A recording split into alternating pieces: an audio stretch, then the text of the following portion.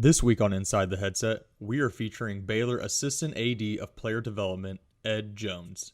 Jones discusses his personal journey from coaching to player development, shares the importance of mentoring athletes to become well-rounded individuals, and gives insight on the future of player development in college athletics.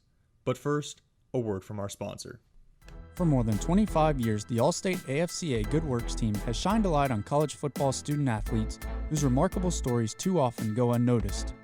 The student-athletes who are nominated for this award demonstrate a unique dedication to community service and desire to make a positive impact on the world around them. Each nominee must be actively involved with charitable organizations, service groups, or exhibit extraordinary devotion in the areas of volunteerism and civic involvement while maintaining a strong academic standing. 22 student-athletes and an honorary head coach are named to the Good Works team, which is comprised of 11 players from the FBS and 11 players from Divisions 2, 3, and the NAIA. Often, players receive national and hometown hero media coverage throughout the season surrounding their good works. Plus, they'll join the likes of past Good Works team members such as Trevor Lawrence, Tim Tebow, and Peyton Manning. The 2021 team will also be honored during halftime of the 2022 All-State Sugar Bowl. Coaches, if you have a player that you think embodies the values of the Good Works team, connect with your SID to discuss potential nominees before May 21st. Coach Edward Jones, man, how you doing? Doing well. How are you? I'm awesome, man. Super excited about hopping on with you today for several reasons. Was hoping you could walk across the street as you just enter your new role here at Baylor University as the assistant AD for player development. And like I said, you're right there in our backyard. Would have been cool to see you, but I know you're still closing up business there in Kansas. And for all of our listeners, Coach Jones has kind of bounced around in the player development world at Baylor, Kansas, and Houston. But prior to that, he was at Fort Bend Hightower down in Houston, Texas area. And I had the opportunity I met Edward, I guess it was about 10 years ago at this point. Mm-hmm. We were doing a little recruiting in that area. Coach Jones was a receiver coach. I was a receivers coach. He shot up, spent some time with us at our staff over in Louisiana, and played some basketball with us, hit a couple shots with us. Noon ball. Yeah, talk ball, ate some food, and all that good stuff, man. So Edward's been a good friend of mine for about a decade now, and certainly excited about your career and the trajectory that it's taken. And so, without further ado, let me go ahead and ask the first question here for you. Obviously, I just mentioned you were a receivers coach down at a really good program.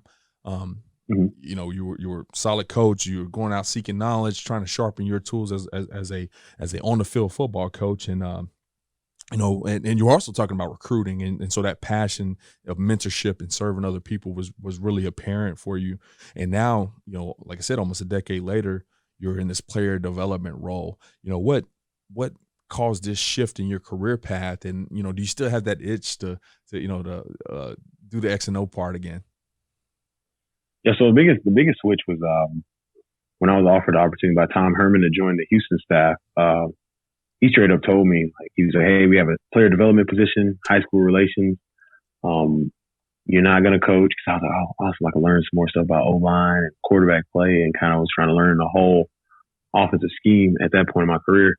He's like, "No, you're not gonna do any coaching." And he said the way you could show me that you could be a coach is by if you take great pride in being a player development professional.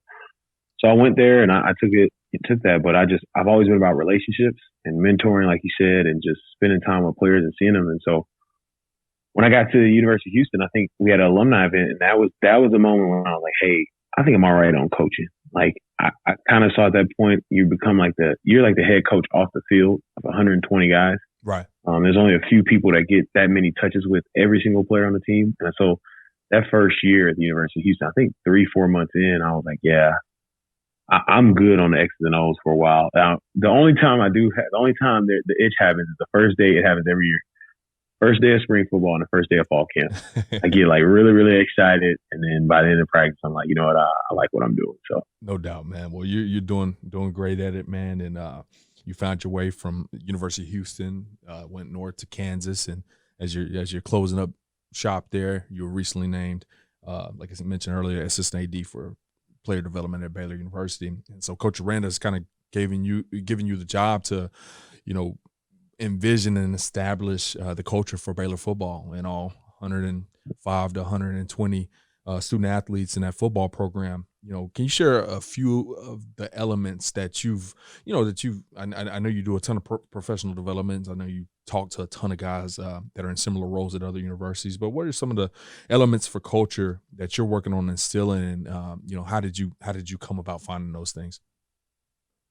So the big thing for me in the interview with Coach Aranda, the thing that really made it for me, once he said, "Hey, I want you to be like our culture guy. You're going to help build a culture here," his culture, of course. I was like, sign me up. And so our culture, the big things we hang our hat on are class integrity and academic excellence. And so there's teaching points in all those three areas. So finding different ways to, preach and, preach academic excellence, preach class, preach integrity, and how it makes you a better player. So coach speaks a lot about better people make better players. And so our big thing we talk about is who you are on the field is going to be who you are off the field. And kind of as the men's basketball team showed this year, you can take care of your off the field and carry yourself in a certain manner as far as character and other things are concerned, and still win at a high level if they won a national championship. And so that's part of the reason I'm here. And it kind of goes back, the culture thing for me goes back to what you said earlier. I've always just enjoyed learning more, diving in more to leadership and how people learn and how people do things. And so I'm enjoying it. It's always, if I see a video or if I read something, an article, whatever it may be, we kind of share our notes. We sit down and talk. And at the end of the day, I'm just here to support his vision for the program. Awesome. Well, Coach, I won't forget about, I guess it was about 2 years ago now. I get a phone call. Coach Ed Jones pops up in my phone. I answer it, and you say, "Mario, have you started planning for this convention up in Nashville?" And I said, "Hey, I'm right in that stage." And you said, "I got something that I think will be pretty good." And you presented me with the idea of talking about that player development, that role, how to take care of these student athletes better on all these different campuses. And honestly, man, it got me excited, and I'll let you run with it, putting a panel together. And you put together about 4 or 5 awesome coaches from all across the country, doing the professional development thing at different programs. Just curious, like how did you get interconnected with these guys? And, obviously in the American Football Coaches Association, our model is to, help coaches sharpen their tools by letting other coaches sharpen other coaches' tools. And you were kind of doing that same thing there. What's that networking like in that player development world where it's only one on each staff, maybe 2 if you're lucky? How do you guys manage to network? So one thing we do, and I need to send an invite out here next week when I get back in Waco, is so one of the people on the panel, Roosevelt Boone, he hit me up. He's like, "Hey man, we should do a Zoom." So I was like, "All right, cool." He's like, "Are you run away with it?" So he gave me the idea, and I was like, "All right, here we go." So I emailed just like I did when I recruited. I emailed every coach. So I emailed every director of player development. I put it on social media. So we meet for for a year now. We started in COVID this time last year during quarantine. And so for the last year, we've met once a month, and just, we've had all SEC, ACC, Big 12, Big 10, Pac-12, the American. I mean, we've had all pretty much every Division I. We've had Division II on there. We've had students who are interested in player development.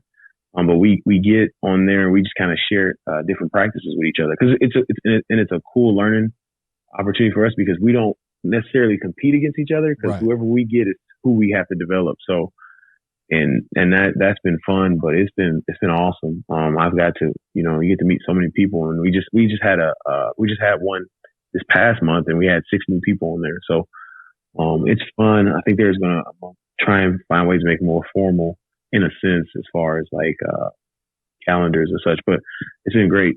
Just reaching out to everybody, because we're all like, when I got the position, I didn't know what I didn't know what it meant, and we're all it's still a position that's being defined across the country. Absolutely. Everybody's kind of putting their own stamp on it, and but it is emerging, and your willingness to pour into others and help that other Big 12 school that you might be lined up against, like you said, because you guys are in the business of sharpening the tools of these young men and establishing that culture. And I think that's really awesome that you guys aren't you guys aren't rivals. You don't end up as a Baylor guy Right. fighting the University of Texas guy when you show up and all No, that kind no. of stuff. It's all love between you guys. And even with that, man, you recently released an ebook detailing your Beyond the Field program that you're instituting here at Baylor University here over the next year or so. Can you give us a few highlights of the book? I know you don't want to tell too much, but just, tell us why it's important to you to share your program with others. I think the biggest highlight of the book is I just want to, it goes back to what you said. It's at the end of the day, my passion is the development of people and seeing people reach their greatest level of performance. And so creating a book allows that, we get a chance to give a resource to so many. There's not resource, I would sit here this past year, since I've been in this role, past 6 years, LinkedIn, college students, or, hey, I can't find anything on player development. Professionals, I can't find anything on player development. Former players, I can't find anything on player development. I mean, it was crazy. The day before, the week I released the book, I talked to a player development professional from the American, and he was like, man, there's nothing out about player development. I was like, hey, man, in 4 days, something will be out. And so that was number one, giving people resources. But I think, too, my biggest purpose is generational impact. And so by creating that resource that other people can use to help others, you create a ripple effect. As the saying goes, it's not how many people will celebrate you when you're gone. And it's not, oh, Ed Jones did this, but you just want to change lives and impact so many generations. So that's the biggest thing in the book. It's pretty much a rundown. Anybody can use it. A high school head coach can use it. Middle school coach can use it. Little league can use it. We've college professionals, other sports. So it's not necessarily tied into just football. I mean, that's my experience, but it's not tied into just that. So I think that's always huge because, as you roll down that list of people that can apply some of these principles, it's not, hey, if you're a Power 5 with the ability to have a person in this role, because majority of schools don't have that. There's more Division III schools than there are Division I schools, Division II schools that don't have as many staff members. So the ability to be able to impact and have that same off the field impact with the student athletes is just as important. Now talking about your program, once again, I don't want to spoil too much that's in there, but your program's set up on 3 pillars: personal wellness, community impact, and career development. How have you seen these pillars first and foremost affect you, as a coach when you were on the field, as a player back in the day, even as you're in these roles now, the coaches that you're around, how have you seen these pillars affect them? And then most importantly, how have you seen it affect the players? So when you look at the effect, I see it as this. Number one, personal wellness, we're going to take care of you while you're here. So it's taking care of the players. And unfortunately, in my experience, I had really good coaches that did that. Community impact is we're going to take care of our community. So every football team, every sport, every team that goes out there represents a community. And so when you have the community impact aspect, you're taking care of those, for lack of a better word, shareholders. And then number 3 is we're going to take care of your future. So with career development, hey, resumes, networking, LinkedIn, whatever it may be. So those 3 phases are things that I see. Those are the questions, especially with Generation Z or people want to know, how you're going to take care of them. So that's personal wellness. How can they affect others, community impact? And then the third piece, career development, what happens from here on? What does my future look like? Right. And the best part about it, and this, Coach Price, from your experience in college football, it just, there's so many people who see it like that. There's a lot of coaches that see it like that, and just come up with those 3 pillars, you get to define it. So it helps our coaches who are passionate about it and other professionals that I've been around when they get on the road and recruit, instead of them just saying, hey, we got this player development department or individual or program. They can say, hey, we're going to take care of your personal wellness. You're going to take care of the community impact, and we'll take care of your future career development. So I think that's huge. I mean, there's times coaches, I get a lot of, and this is happening here, especially at Baylor, a lot of the things we do, I mean, I'll have coaches come in and literally just write on the board, hey, I was thinking about this. And if we did this with our guys, what do you think about that? I'm like, that's awesome, coach. I appreciate it, you know? And it's happened. It actually happened in my last university. I was literally brainstorming.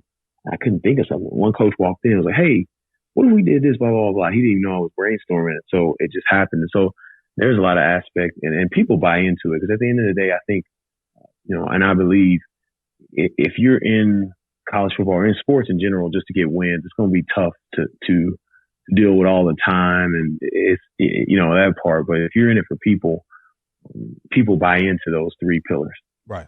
Yeah. And ultimately they buy into you. And if you are in there for the wins, that sometimes comes along with it. As you, right. As old adage is, they don't care how much you know until they know how much you care, right. How much you're willing to pour into them. And that's huge, man.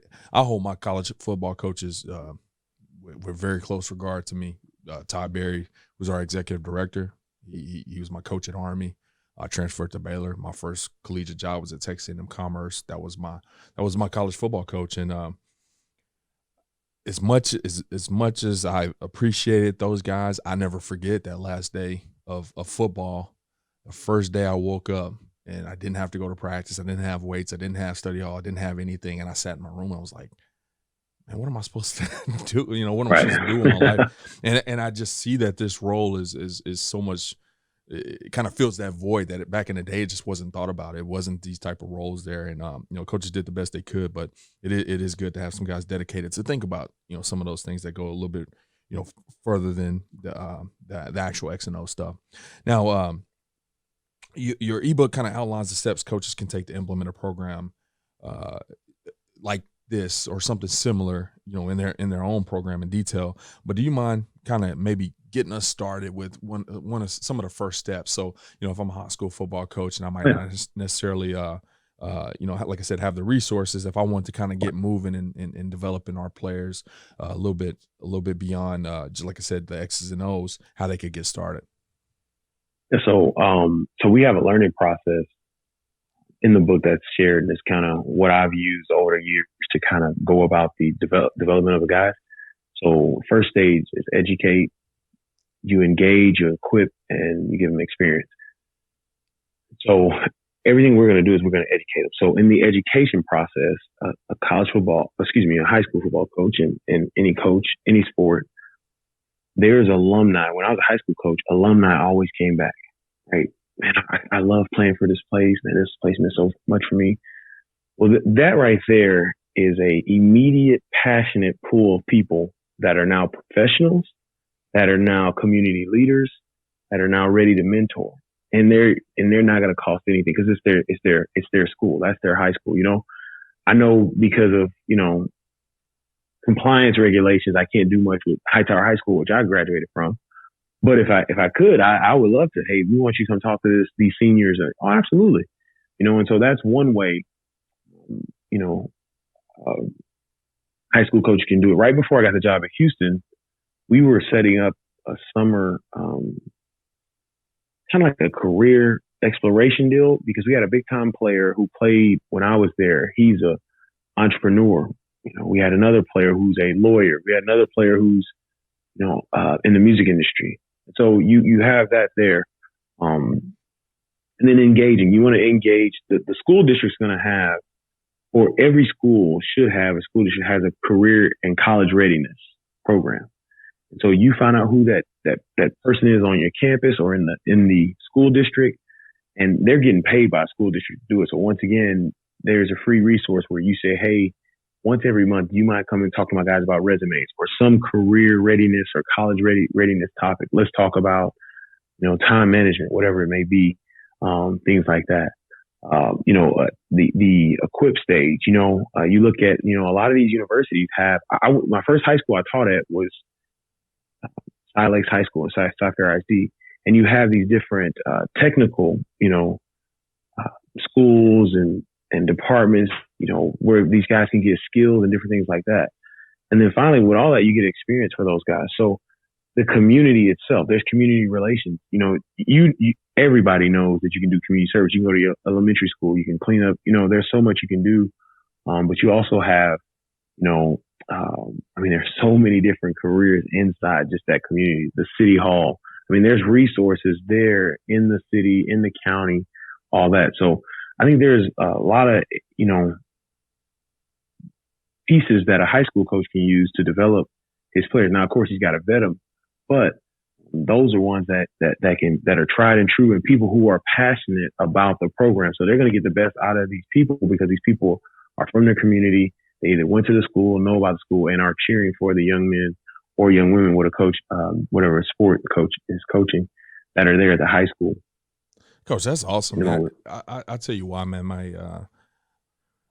My brother just got a head high school football coaching job 2 years ago, and as I'm listening, I'm putting myself in his shoes, and a lot of times you get somebody giving you advice, and it's like, hey, yeah, you need to go get your guys, or get about $10,000 rounded up, and then you can go buy. Right. Like, this is everything you mentioned, man, is stuff that's right there in your back door, right there, right, across the facility into the main school building. Go tap into some resources that are already there.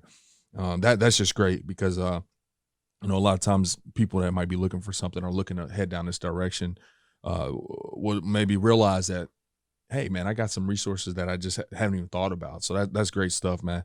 I sure appreciate you mention that. Now, we've talked to a couple of player development staff members here from a few different universities over the past month or so, and all you guys are kind of on the front end of this movement that we're seeing grow more and more momentum as the years pass. What is your hope for the role of player development to play in the future of athletic programs? And once again, not just football, but just athletic programs in general. Absolutely. I think for me, I pride the position. I pride the role. I pride the individuals who are in the role across the country in different sports.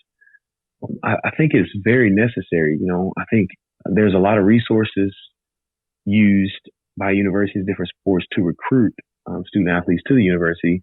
But you look at what's in place to retain or build or help develop them, right? Especially with the expanse of the transfer portal now. That's kind of showing that, yeah, you knew this student athlete is 16, 17, 18-year-old when you were recruiting them, or younger if it's like college softball where they start, I think, at 12. But when they get here and they're starting to become young men, young women, there's different things that they need. And so in this role, you're developing, you're helping those needs. You get to meet them. There's great opportunities. I mean, there's stuff I know from the two places I worked, University of Houston, University of Kansas, that I know that position coaches didn't know, the head coaches didn't know about the guys themselves. But, you get a recruiting profile. He likes this, he likes this, he likes this. And it's, things change. You get to college and you learn new things. But I think for the position as a whole, that aspect of just enhancing. So this is what I tell people, so every time they go to work out, right? They go to work out and they go get a protein shake, or they go get something that enhances the workout. I feel like player development professionals and student athlete development professionals in athletics, we're just protein shakes for the student athlete experience. So we enhance the experience. Right. So you come to a great university, you're going to get a degree. Let's enhance, let's build you, let's do certain things. Just like that protein drink, you've done everything. Your body's breaking down, it's going to recover, but that protein drink enhances that process. And so that's kind of where I see it. And hopefully in the next 10 years, every program across the board will have someone that's there to help develop the young men and women in their programs. Coach, well, I just want to say, man, first of all, it's been great knowing you the past decade, man, and same here. It's been awesome being able to watch you grow and move to all these different places and have impact. Like you mentioned, that generational impact, and leaving guys. Letting guys leave the program better than they came in.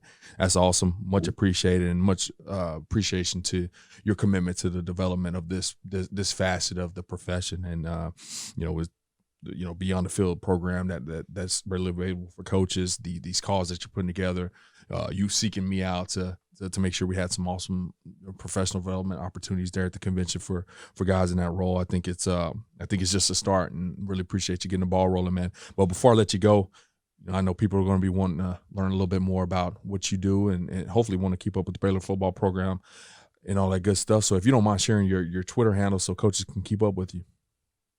Absolutely. So my Twitter handle is at ed_Jones2. And the Beyond the Field program is at BTF_program. Awesome, Coach. Well, we sure appreciate it. Best of luck in the transition from Kansas to Baylor, and look forward to keeping up with you, man. No problem. I'll be around there a lot. Right in the backyard, man. Well, definitely, like I said, happy to have you around, and talk soon, okay? Awesome. Sick of it. For more than 25 years, the All-State AFCA Good Works team has shined a light on college football student-athletes whose remarkable stories too often go unnoticed. The student-athletes who are nominated for this award demonstrate a unique dedication to community service and desire to make a positive impact on the world around them. Each nominee must be actively involved with charitable organizations, service groups, or exhibit extraordinary devotion in the areas of volunteerism and civic involvement while maintaining a strong academic standing. 22 student-athletes and an honorary head coach are named to the Good Works team, which is comprised of 11 players from the FBS and 11 players from Divisions 2, 3, and the NAIA. Often, players receive national and hometown hero media coverage throughout the season surrounding their good works. Plus, they'll join the likes of past Good Works team members such as Trevor Lawrence, Tim Tebow, and Peyton Manning. The 2021 team will also be honored during halftime of the 2022 All-State Sugar Bowl. Coaches, if you have a player that you think embodies the values of the Good Works team, connect with your SID to discuss potential nominees before May 21st.